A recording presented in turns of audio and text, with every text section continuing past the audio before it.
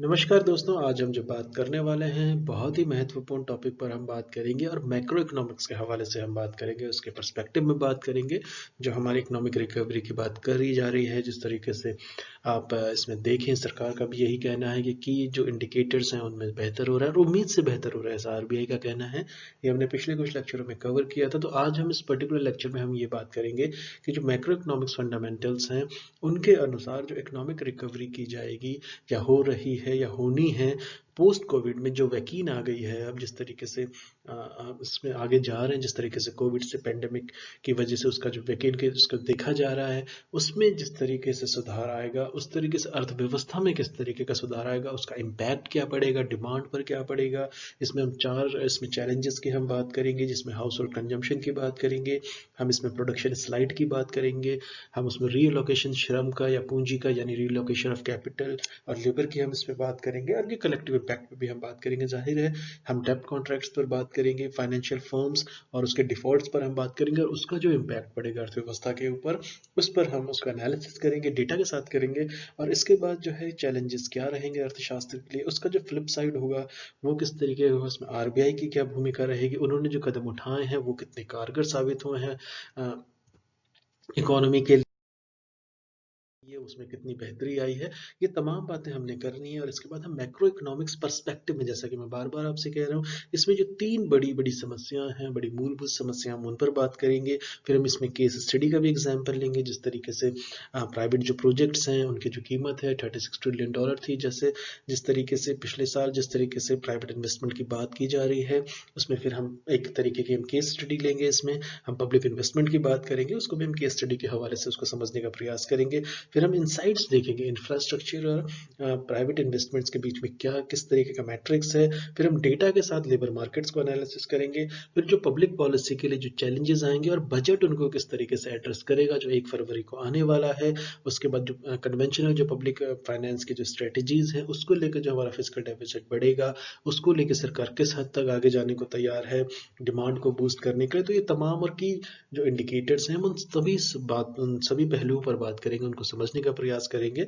और इसको फंडामेंटल्स पर हम इसको आधार देखेंगे कि सरकार जो करना चाहती है, करने के लिए पर्याप्त उसके कदम उठेंगे या नहीं उठेंगे। फिजिकल डेफिसिट एक बहुत बड़ा सवाल है, इन्वेस्टमेंट बहुत बड़ी सवाल है, और इसमें जो डिमांड है फर्म्स को लेकर के, कॉर्पोरेट सेक्टर किस तरीके से बिहेव करेगा, हेल्थ मैट्रिक्स क्या होगा पोस्ट वैक्सीन के बाद। तो ये सारी बातों पे हम जो है इस पर्टिकुलर लेक्चर के अंदर हम बात करेंगे। जैसे कि मैं आपसे कह रहा हूँ कि जो पॉलिसी मेकर्स हैं, जो नीति निर्धारक हैं, वो किस तरीके की भूमिका निभाएंगे जो प्राइवेट इन्वेस्टमेंट को लेकर, जो कि एक रूट कॉज है, यानी कि वो सप्लीमेंट भी कर सकता है और धराशायी भी कर सकता है चीज़ों को। तो काफ़ी सारे रिसर्चर्स ने इस पे बात की है।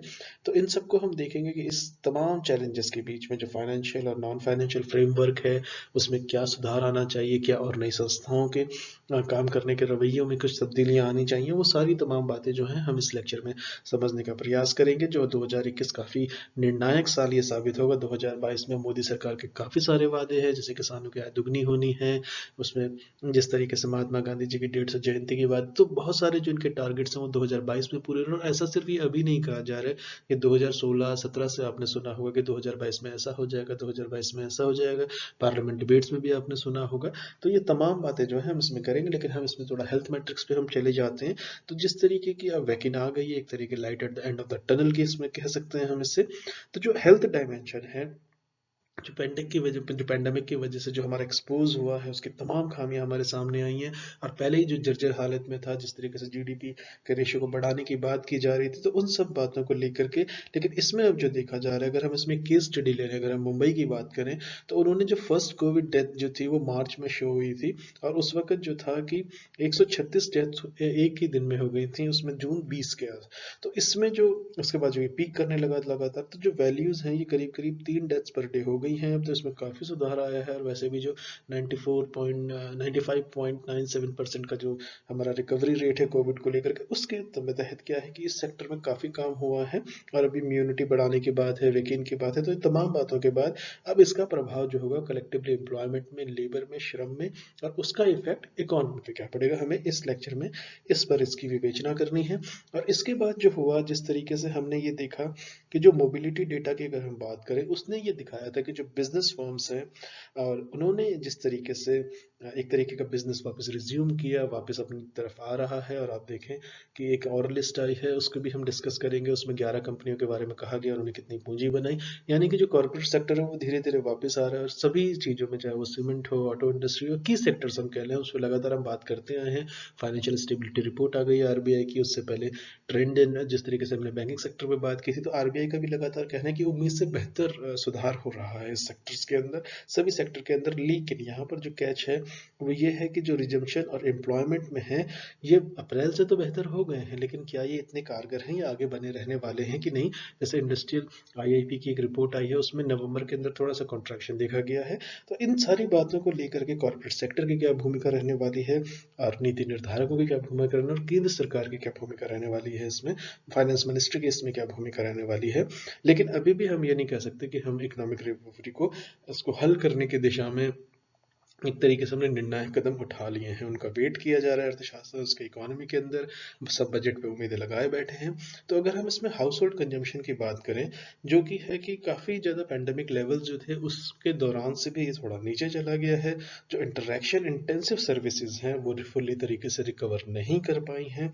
और जिस तरीके से जो रियल लोकेशन, जैसे श्रम और पूंजी का मैं आपसे बार बार कह रहा था, तो जिस तरीके से वो प्रोडक्शन साइड में देखें, जो हमें डिजायर्ड रिजल्ट्स था वो अभी भी बहुत दूर हैं। जो हमने उम्मीद की थी कि वो कंप्लीट होंगे, नहीं होंगे। और जो रिवर्स माइग्रेशन की हम बात कर रहे हैं कि जो श्रमिक जो माइग्रेट करके गाँव की तरफ लौटे, तब क्या ये रिवर्स जा रहा है, नहीं जा रहा है, या उस तेजी से जाएगा या नहीं जाएगा, इसको लेके एक संशय बना हुआ है।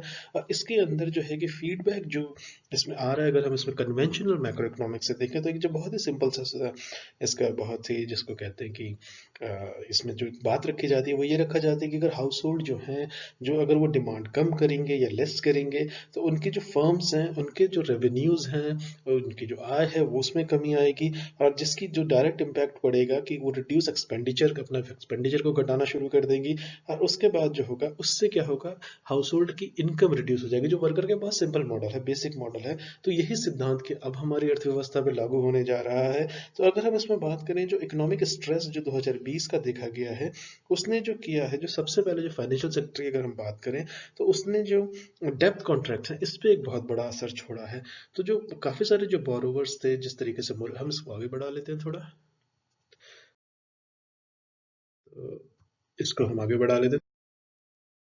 तो इसमें जो है, हम इसकी जो बात कर रहे थे, इसमें जो बेहतर है कि ये जो डेप्थ कॉन्ट्रैक्ट्स की हम बात कर रहे थे, तो काफ़ी सारे बोरोवर्स को जो है लोन मोरेटोरियम्स, जो जिस तरीके से कामत कमेटी की जो रिपोर्ट की रिकमेंडेशन मान ली गई थी, उनके अनुसार जो है लोन मोरेटोरियम्स का फ़ायदा काफ़ी हुआ है, इसमें कोई दो राय नहीं है। लेकिन यहाँ पर यह है कि वो थोड़ा सा, उसने थोड़े वक्त के लिए उन्होंने हेल्प किया, उनकी बुक्स को रिवाइव किया, एक तरीके से उनको अच्छे दिखाया।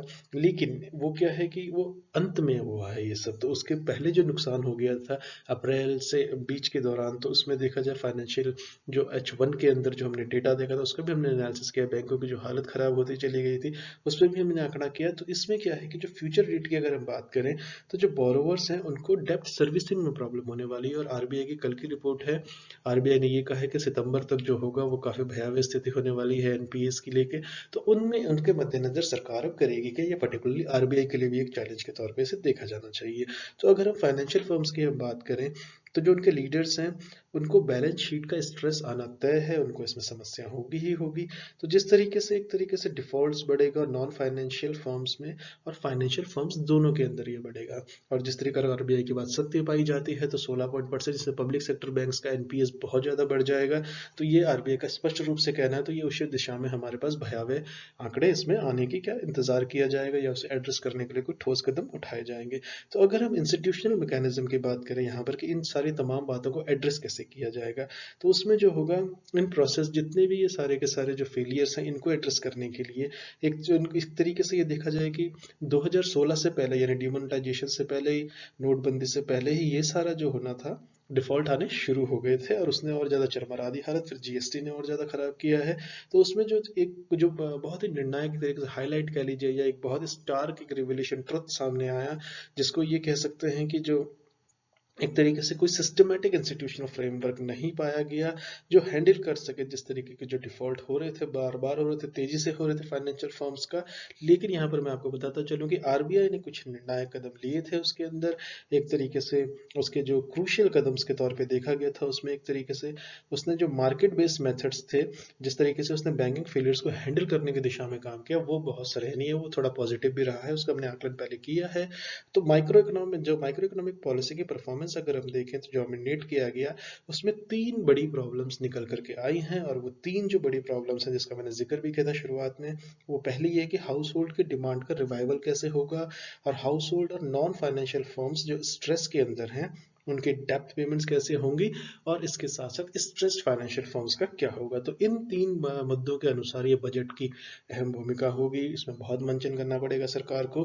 तो जो प्राइवेट, इसमें जो एक और बात निकल करके आती है वो प्राइवेट प्रोजेक्ट्स की निकल करके आती है जो इम्प्लीमेंटेशन में है। जिस तरीके से 36 लाख करोड़ की इसमें पिछले साल दिसंबर 2020 तक था, तो ये थोड़ा सा ही कम था। ये 38 एक साल पहले जो अभी दिसंबर जो 2020 में गया इसमें 36 लाख करोड़ था, और उससे जो पहले एक साल पहले ये 38 लाख करोड़ के करीब था। और जिस तरीके से नितिन गडकरी जी के मंत्रालय कह रहे हैं 111 करोड़ वो खर्चने वाले हैं, तो इसमें जो एक तरीके का जो निकल करके आता है कि थोड़ा सा डिक्लाइन हो रहा है, और लॉन्ग पीरियड के अंदर जो पीक वैल्यू होगी नॉमिनल रुपीस की उसकी जो हालत होगी उसके अनुसार इस पर डायरेक्ट इम्पैक्ट पड़ेगा। जो हमने ऐसा देखा था, अगर आप इसको पीछे ले जाएं तो 2011 में ऐसा देखा गया था दिसंबर के अंदर। तो जो इकोनॉमी जो है एक तरफ फ्लोरिश करती दिखाई देगी, और जो नॉन फाइनेंशियल फर्म्स हैं वो एक के बाद एक जो है बड़ी प्रॉब्लम्स में आ जाएंगे। उसमें तीन मुख्यतः प्रॉब्लम्स आएंगी। उसमें पहली आएगी कि एक तो डिमांड पे स्लगिश हो जाएगी, और दूसरा जो है कि फाइनेंशियल स्ट्रेस आएगा फर्म्स के ऊपर, और तीसरा जो होगा वो असेसिंग फाइनेंस, उनको मुद्रा कहाँ से मिलेगी। अभी आप तरलता देख रहे हैं इकोनॉमी के अंदर, लिक्विडिटी देख रहे हैं, इंटरेस्ट रेट अनचेंज देख रहे हैं, लेकिन ऐसा रहने नहीं वाला है। तो उसके अनुसार फिर फर्म्स करेंगी क्या।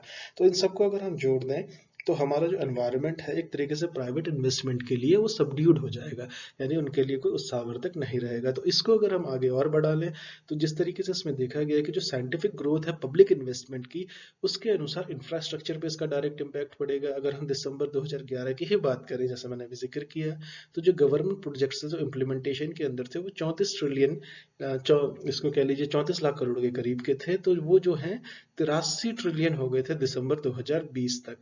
लेकिन यहाँ पर इसने क्या किया है कि प्राइवेट पार्टिसिपेशन जो इंफ्रास्ट्रक्चर के अंदर है उसकी तरफ एक बहुत ड्रेस्टिक शिफ्ट देखा गया, बहुत मैसिव शिफ्ट देखा गया। लेकिन क्या ये फर्म्स उतनी तैयार हैं लॉन्ग टर्म के लिए या नहीं है, इसको इस पे सरकार को गहन चिंतन करना पड़ेगा। और जिस तरीके से जो हम ये कह सकते हैं कि जो इंफ्रास्ट्रक्चर के जो एसेट हैं उसके जो मीन्स है उसको एक एंड के तौर पे देखा जा रहा है, जो कि हालांकि जो रियल वर्ल्ड में नहीं ऐसा होता। ये थ्योरी में बात करने के लिए अच्छा है, पॉलिसी में बात करने के लिए अच्छा है, लेकिन धरातल पर ये फ्लॉप हो जाएगा। तो जो पर्पज है जो इंफ्रास्ट्रक्चर एसेट का, वो एक तरीके से प्राइवेट इन्वेस्टमेंट्स को फर्म्स के अंदर लेके आना और उनका यूटिलाइजेशन करना ट्रांसपोर्टेशन और कम्युनिकेशन को बढ़ाने के लिए। तो ये बहुत इसमें मैसिव इन्वेस्टमेंट चाहिए, तो इसके लिए जो प्राइवेट फर्म्स को रीथिंक करना पड़ेगा।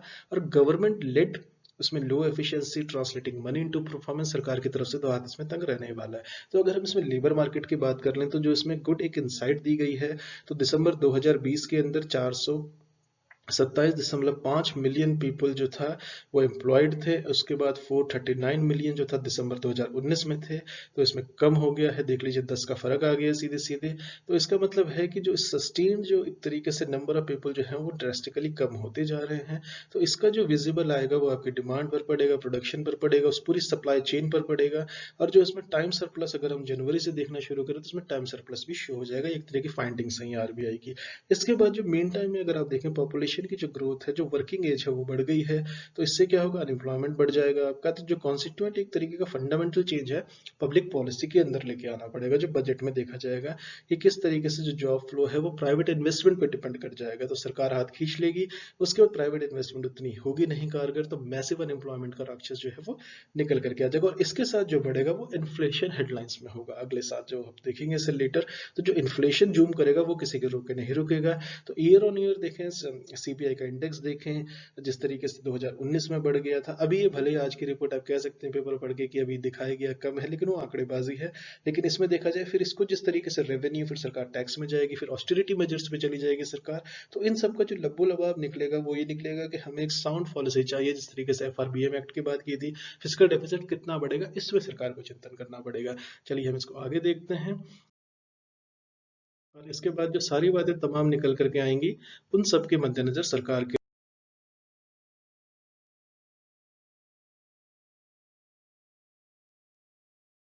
लिए बहुत चुनौतीपूर्ण होने वाली हैं सारी बातें। और इसके साथ-साथ जो सबसे इम्पोर्टेंट चीज़ इसमें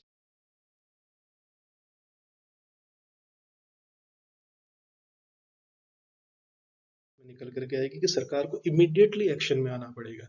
चलिए इसको बजट में देखते हैं, उम्मीद करते हैं, लेकिन ये चुनौतियाँ होने वाली हैं, मैक्रो इकोनॉमिक्स पर्सपेक्टिव में। चलिए thank you so much for listening. नमस्कार दोस्तों।